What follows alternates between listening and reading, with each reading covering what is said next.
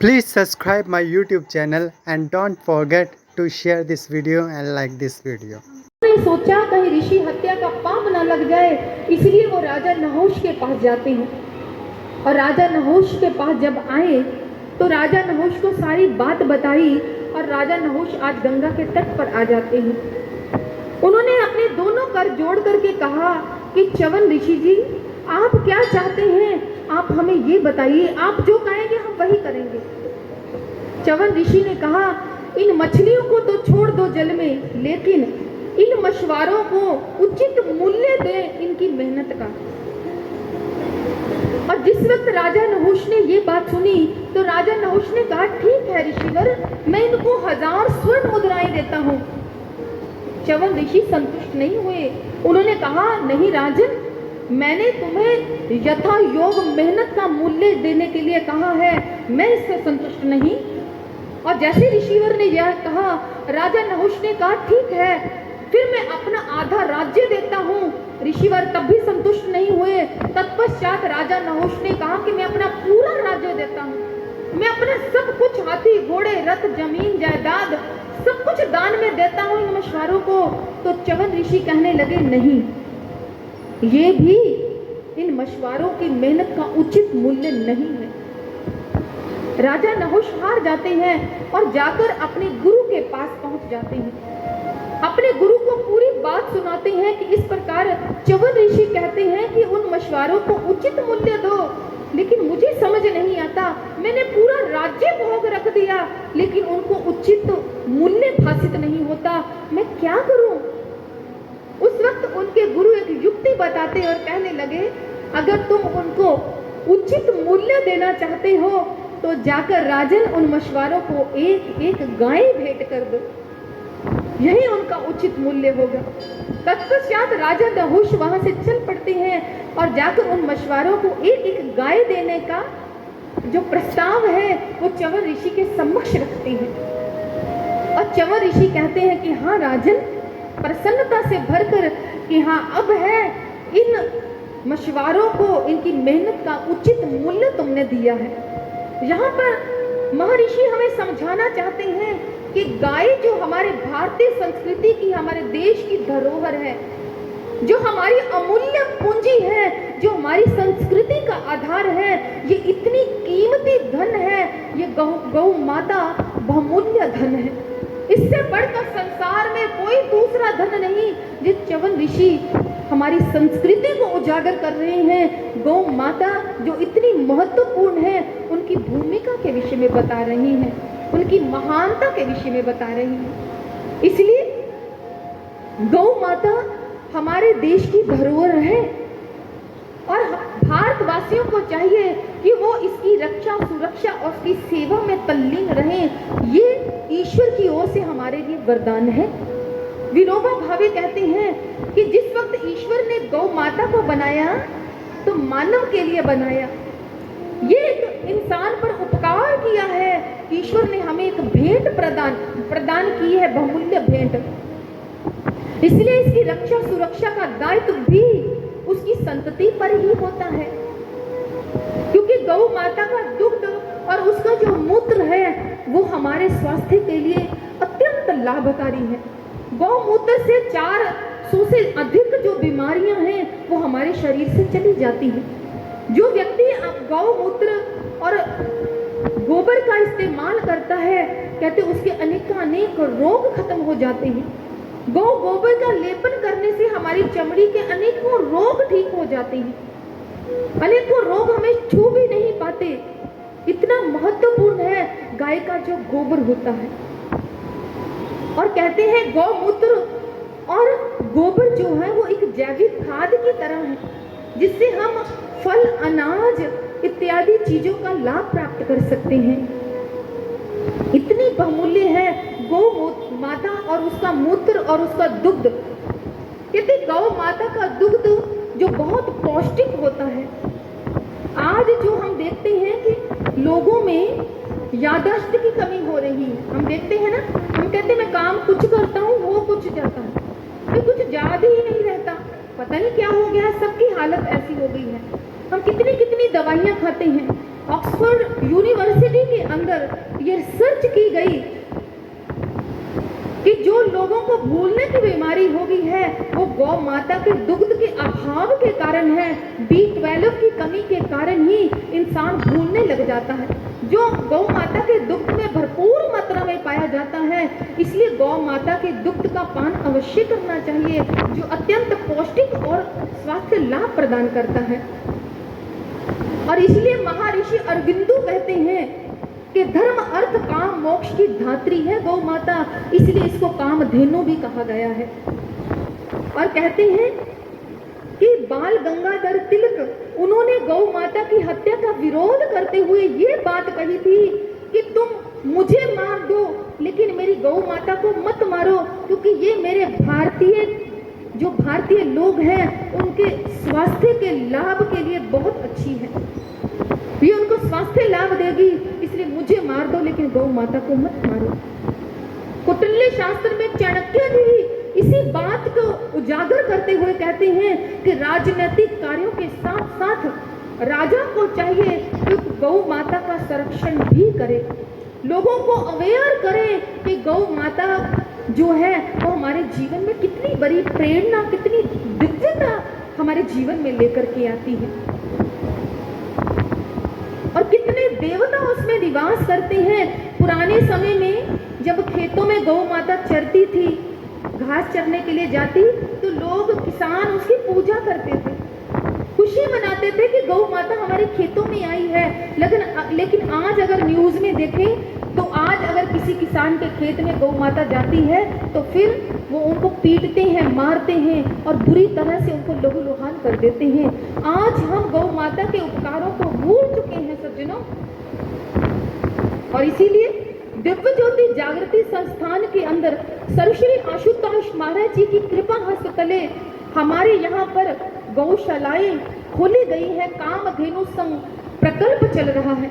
इस प्रकल्प के तहत दिल्ली, सहरसा और पंजाब नूरमहल के अंदर गौशालाओं का निर्माण किया गया है, जहां पर कामधेनु देसी गायों का पालन पोषण किया जाता है। आप कभी आए, हम आपका आह्वान करते हैं, आप देखेंगे कि वहां पर आपको प्योर देसी गायों का दर्शन करने को मिलेगा।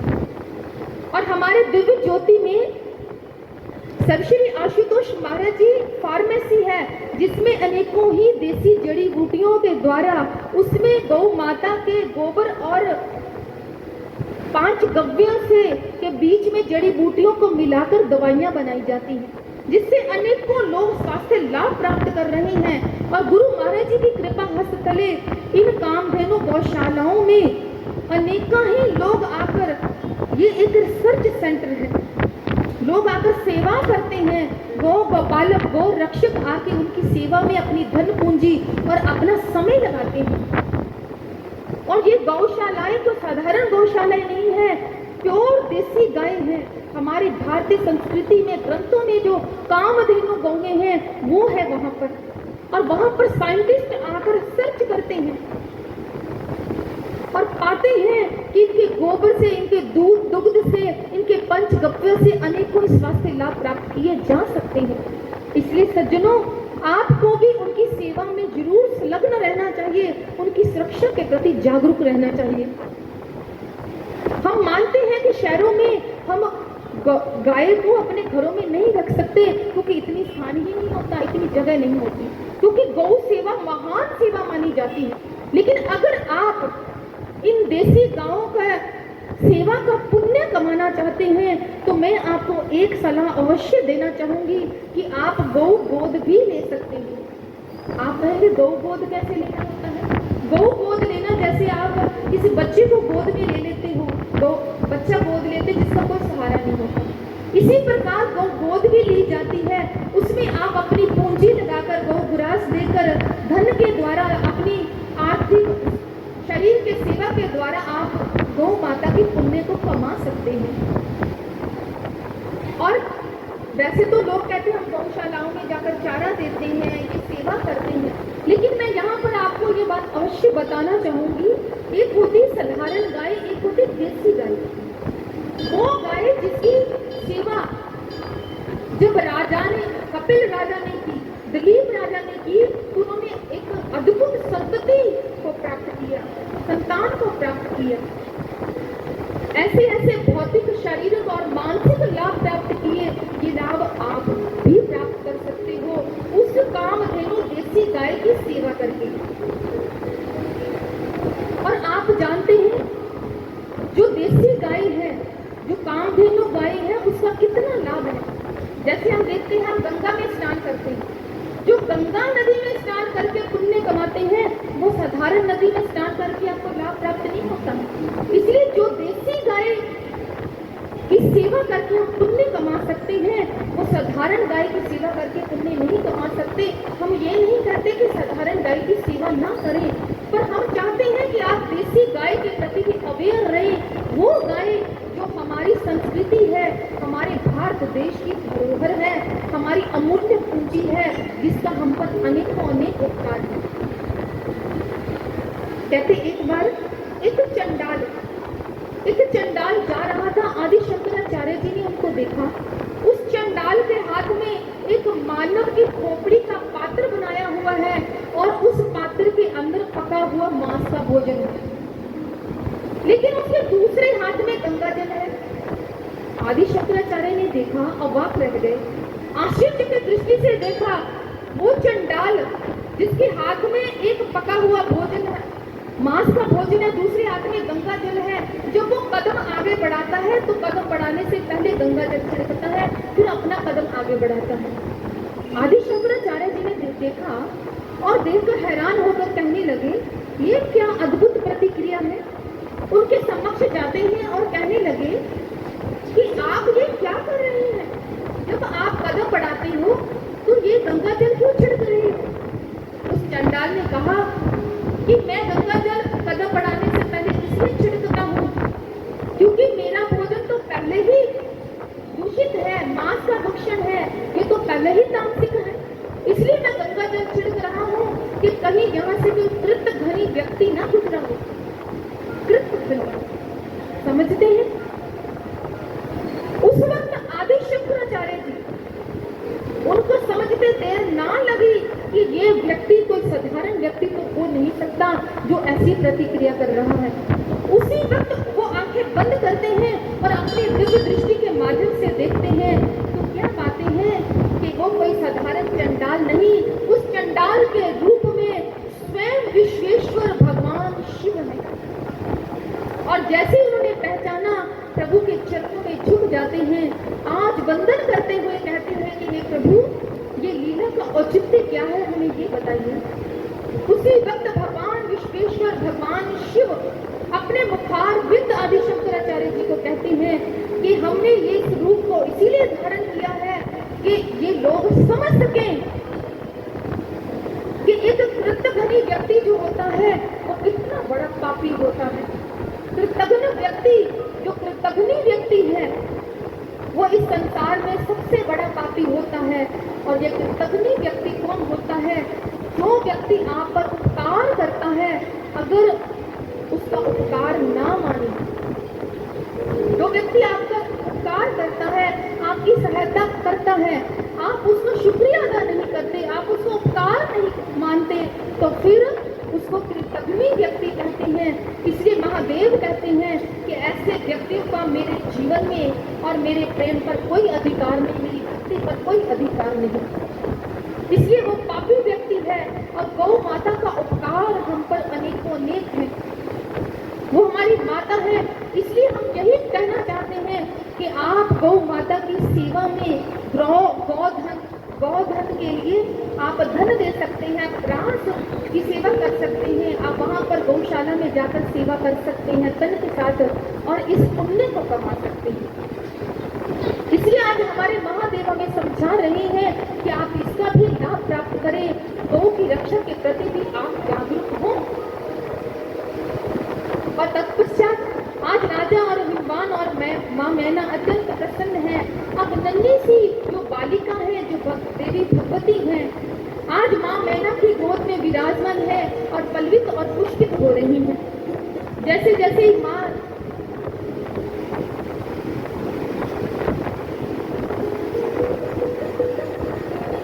और कहते हैं जैसे ही वो बालिका बालिका धीरे धीरे बड़ी होती चली जा रही है और उसका जो ध्यान है वो भगवान शिव में रहता है।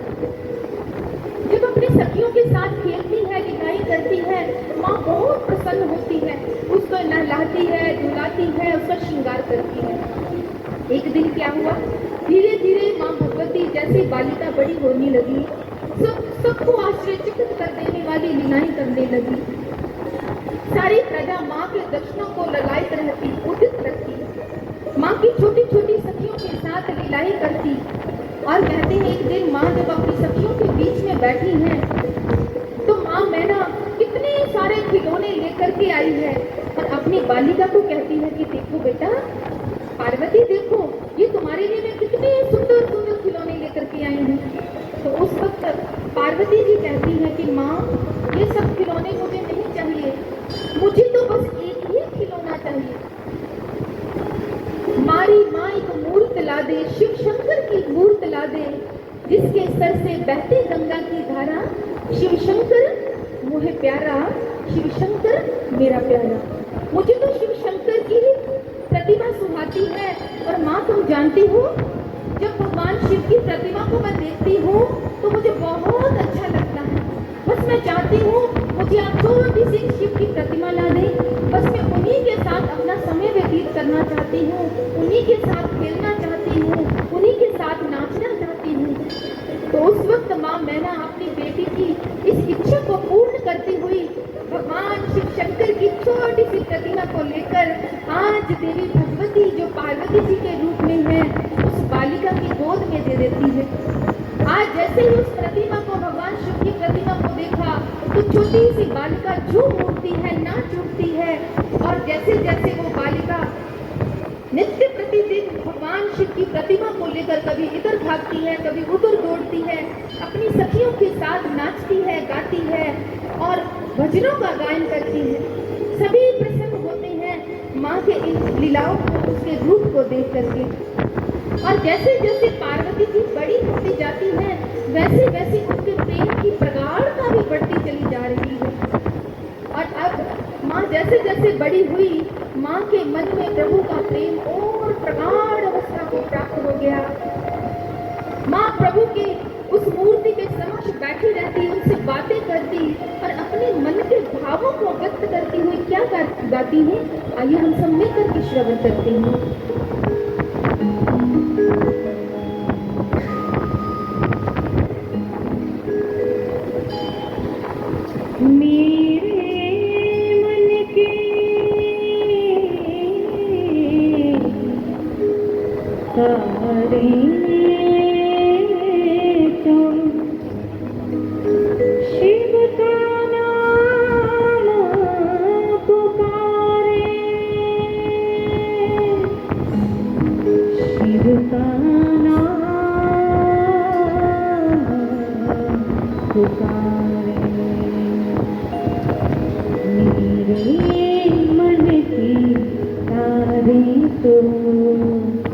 शिव का ही नाम पुकारे,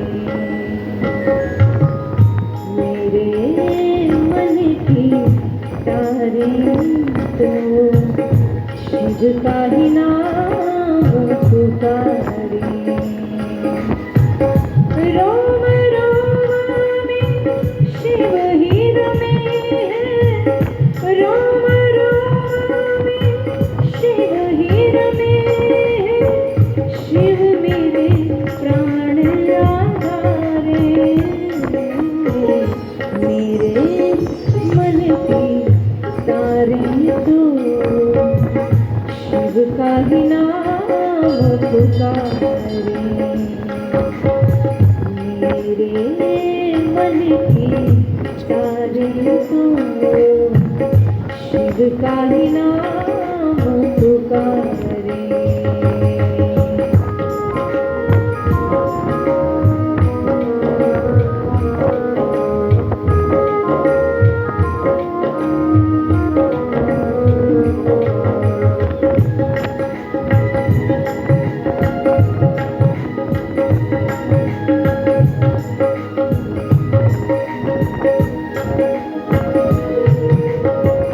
शिव भक्ति में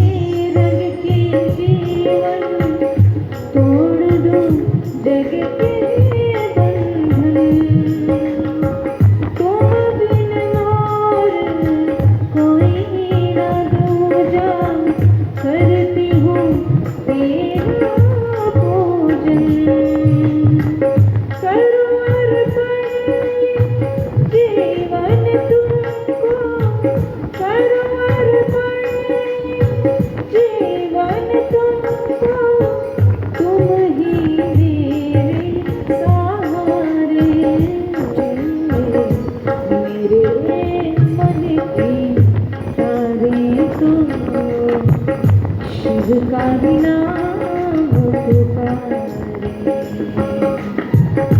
मेरे मन की तारे तो शिव का ही नाम पुकारे।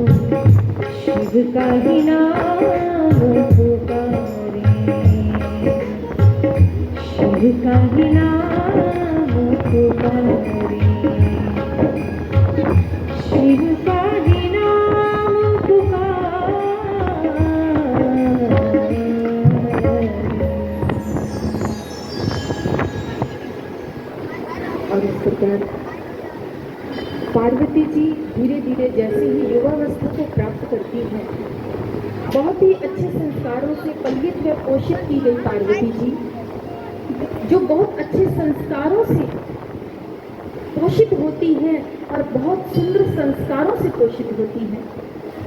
और एक दिन जिस वक्त माँ पार्वती जी युवावस्था को प्राप्त होती हैं, तो देवीश्री नारद जी राजा हिमवान के महल में पहुंच जाते हैं अपनी भूमिका को निभाने के लिए। जैसे देवीश्री नारद जी अपनी भूमिका को निभाने के लिए राजा हिमवान के महल में पहुंचे, रानी मैना और हिमवान ने उनका यथोचित स्वागत किया। तत्पश्चात हिमवान ने माँ पार्वती से नारद जी को मिलाया और कहने लगे, देवीश्री आप तो सर्वज्ञ हैं, ये मेरी पुत्री पार्वती है और कृपया कर आप इसके भविष्य के विषय में हमें कुछ बताएं। देवऋषि नारद जी जैसे माँ पार्वती जी की ओर देखते हैं, मुस्कुराते हुए कहने लगे, राजन माँ मैना, तुम्हारी जो बेटी है उसका भविष्य तो बहुत अच्छा है। अरे तुम्हारी बेटी तो तीनों लोकों में जानी जाएगी, तीनों लोकों में। इसका नाम जगदम्बिका भवानी होगा, देवी का होगा, जो तीनों लोकों में पूजनीय होगी। और जैसे ही राजा हिमवान और माँ मैना ने अपनी बेटी पार्वती के भविष्य को सुना तो अत्यंत प्रसन्नता से भर जाते हैं। तत्पश्चात देवऋषि नारद जी कहने लगे, राजन यूं तो तुम्हारी बेटी साधारण नहीं है, लेकिन इन गुणों के साथ साथ तुम्हारी बेटी में दोष भी है। जैसे दोष का नाम सुना, राजा हिमवान और माँ मैना के मुख की कांटी फीकी पड़ गई। कहने लगे, देवऋषि, ये आप क्या कह रही हैं? हमारी पुत्री पार्वती में क्या दोष हो सकता है? नारद जी कहने लगे कि राजन, माँ मैना, तुम्हारी पुत्री पार्वती की कुंडली में एक दोष वो है कि जो इसका पति होगा वो बिना घर बार होगा, बिना माता पिता के होगा, उसका कोई साथ संबंधी नहीं होगा। तो उस वक्त राजन और माँ मैना देवऋषि नारद जी के आगे गुहार करते हुए कहते हैं कि देवऋषि, अगर ऐसा दोष है तो उसका कोई उपाय भी तो होगा। नारद जी कहने लगे, एक उपाय है, बस मात्र एक उपाय। और वो उपाय क्या है? देवऋषि नारद जी कहने लगे कि जो पुत्री पार्वती के पति में जो कमियां हैं, जो उनके माता पिता नहीं होंगे, उसका घर बार नहीं होगा, उसके कोई साथ संबंधी नहीं होंगे, तो ये जो सभी जो माहौल है वो भगवान शिव के लिए सही बैठता है। अगर वो भगवान शिव का वर्ण कर लेती है तो उसका दोष ना रह करके वो दोष भी मिट जाएगा, वो दोष मिट जाएगा जो भगवान शिव का वो वर्ण कर लेगी। तो उस वक्त देवऋषि नारद जी राजा हिमवान और माँ मैना को सलाह देते हैं कि भगवान शिव को पाने के लिए बेटी पार्वती को तपस्या करनी होगी, तपस्या। और जब बेटी पार्वती भगवान शिव को प्रसन्न कर तपस्या कर लेगी और शिव उनका वर्ण कर लेंगे, तभी तुम्हारी बेटी का जो जीवन है वो इस दोष से मुक्त हो सकता है। इसीलिए अब इनको तपस्या के लिए जाना होगा।